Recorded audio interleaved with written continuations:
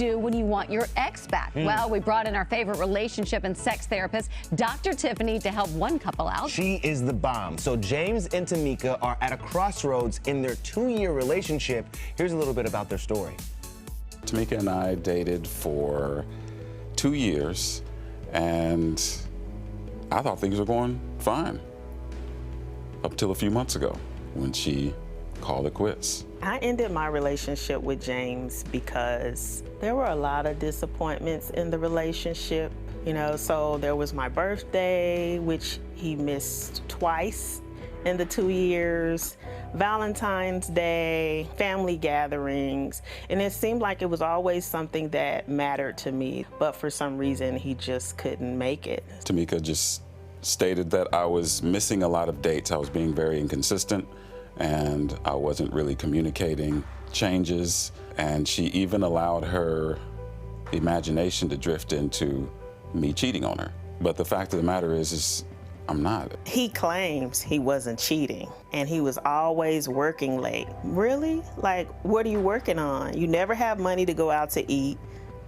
Your change is always strange, and you're strange, basically. Well, since the breakup, I've realized that there are a lot of things that Tymeka was bringing to my attention that maybe I wasn't paying attention to before.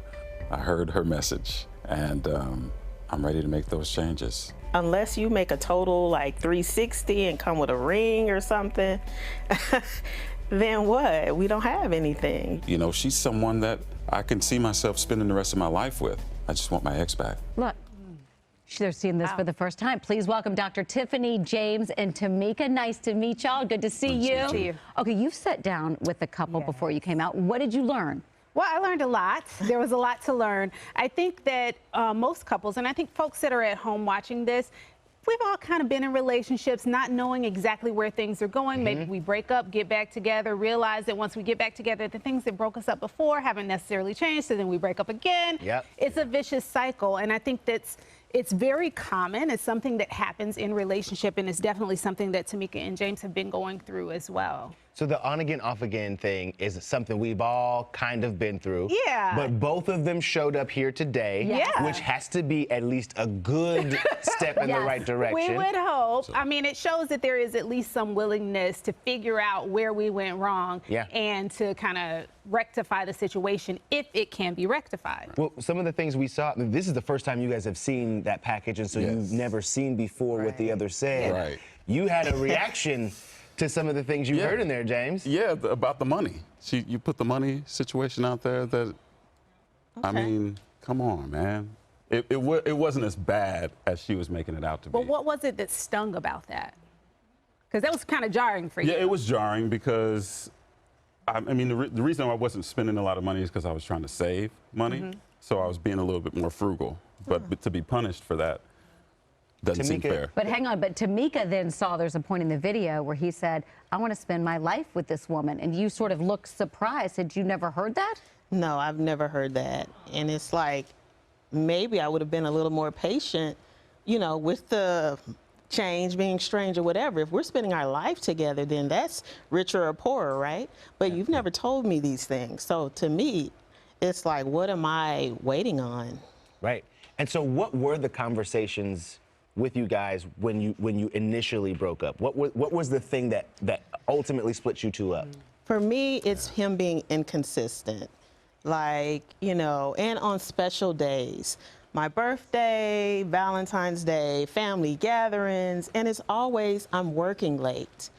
You know, and so to me, if you're working late, that's one thing. But what about working on the relationship that you say that you want? And if you call and say, I'll be there tonight, then I want to see you the same day that you say that you're coming, not days later. James, when you hear that, you've said you're listening. Yes. And you want to do better. What is it like to still hear those things? I mean, she expressed this to me when we broke up, but again, I'm working for a better future for us. And I just, my thing was more actions speak louder than words. So I was going out and doing the action of working, making money for a future, to build a better future for us both. But has anything changed? Like, what do you see now as what she's needing? Because your actions don't really fulfill the need that she's articulating having. You know what I mean? I'm hearing them now. I'm hearing them more clearly now. I think at the time, I was a little bit too engulfed in working with a new company, trying to impress my boss. If they hand down overtime, I'm trying to take that. If they're trying to bump me up to another position and have me train others, then I see a future where I'm working toward freeing myself from having to work so much, and then we can have that time to spend with James, each other. she just needs a little attention. Okay? This is not, you work late, you say, but honey, I'm coming home at 9 and I'm coming in hot. Right. Yeah. Right? It's just little. Or is it about communication at some point? Is it I think really the biggest simple? thing, yeah, it sounds like definitely a communication issue is happening here, because he's feeling as though he's doing what she needs and what she wants, and she's communicating something completely different that he hasn't really heard. And in my conversations with them, we also talked about kind of family of origin stuff and where we get our ideas about relationship, because, you know, that's what I do.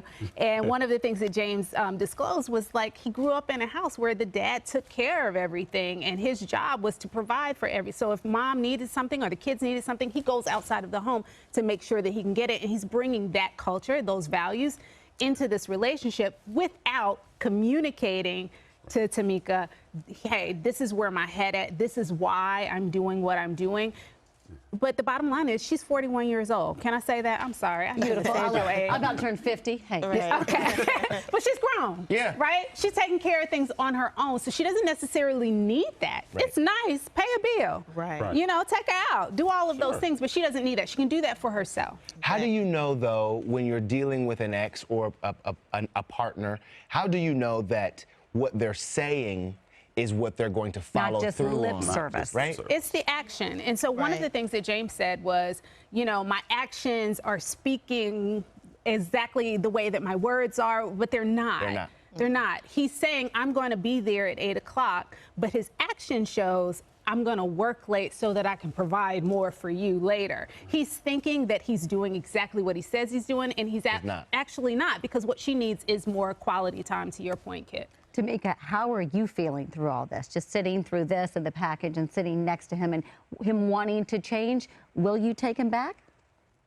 He would have to do a total 360, probably Really? 720 at this point. And so, 1440. you know, I care about him as a person. I want the best for him. And sometimes I'm like, he's a good guy, just maybe not the good guy for me.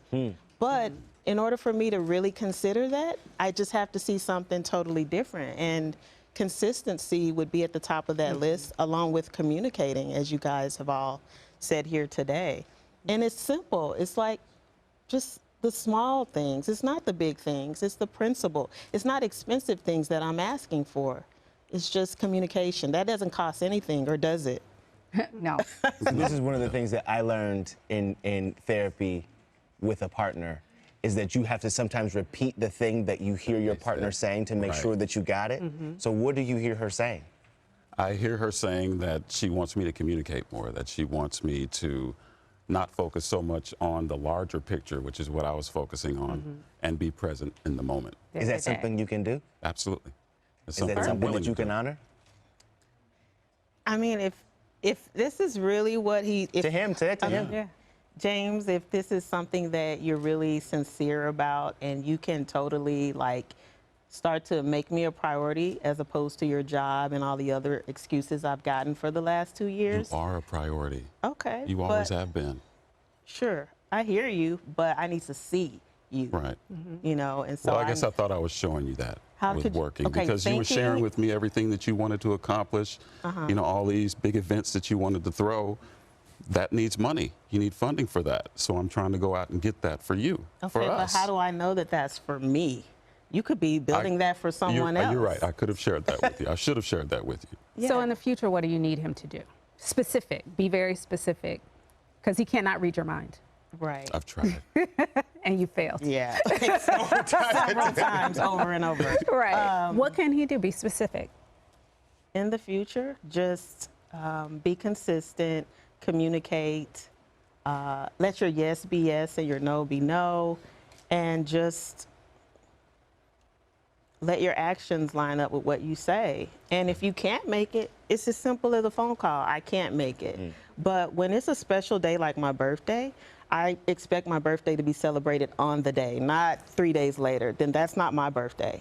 So There is a difference. You two, though, you two were really good friends before you started dating. And we still are. And so maybe sometimes when it gets a little rough, lean back into the fact that you do know each other really well and that you do actually care about each other. Right. And that's maybe sometimes the best part. And look how cute the pictures. And Dr. Tiffany, you're incredible right here. Okay, so here's the deal.